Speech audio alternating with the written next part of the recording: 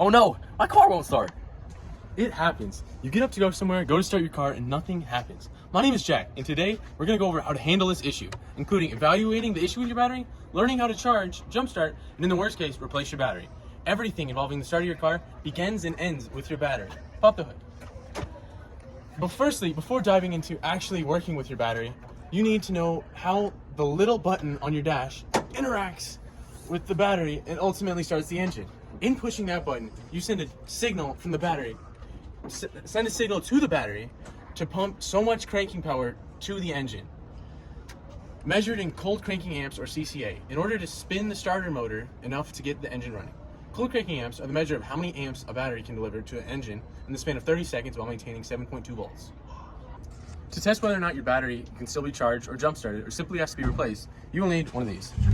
This is a multimeter, and you can measure different types of electricity with it. In this case, we will measure the battery voltage when the engine is off. This is called the open circuit voltage. To use it, you're going to want to turn it on, set it to volts, go over to your battery,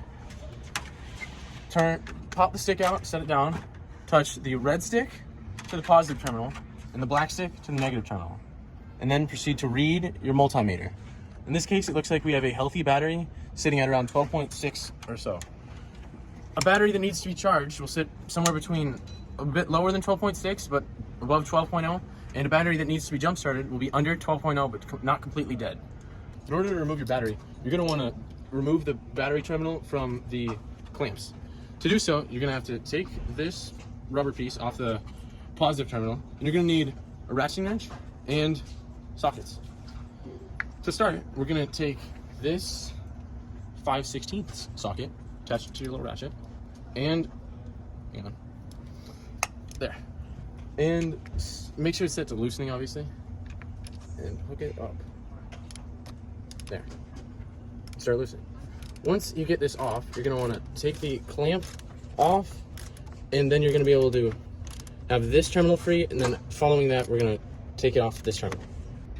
Now that the clamps are removed, you can take the car out of your battery. Keep in mind, it's rather heavy. Now that you got your battery, you're going to want to take it over to a charger. Once you're in the charger, you're going to want to plug this bad boy into an outlet, like so, and then proceed to turn it on. Make sure things light up here, and you want to make sure it's in volts, set to 12 volts for your 12 volt car battery, and then you're going to want to hook up the positive to your positive terminal on your battery, like so.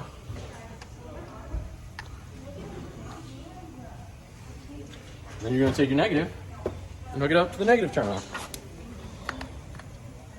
And then you can proceed. Once you see that, once you see that the voltage is ringing up, you can start.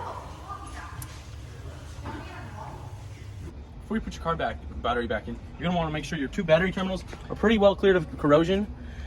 And this process of removing and putting it back in can also double as steps for replacement, as it's really the same process of taking it out and putting it back in. The only major difference is that with removing, obviously, it's going to be a new car battery.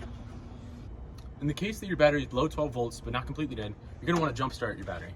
In this case, we're going to be using a Blue Point 12 volt jump starter and power supply. In order to do so, you're going to want to take your jump starter over to your car, take your red clamp, and go ahead and connect it to your red or positive terminal.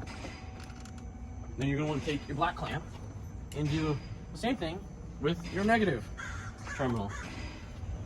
Next, you're going to want to make sure your car is already turned off, and then you're gonna go ahead, read the voltage that it states on your jump starter, make sure it's accurate compared to what your multimeter was reading. Then you're gonna want to go ahead and turn it on. Following this, you're going to go turn your car on, and if it runs, congratulations, your car's been jump started. Now that your car's up and running, you're gonna want to let it run for 15 minutes so that your alternator can charge the battery. Following that, you're gonna want to go ahead and turn the car off. Following the turning off of your car, you're gonna want to turn your switch to off, which we already did.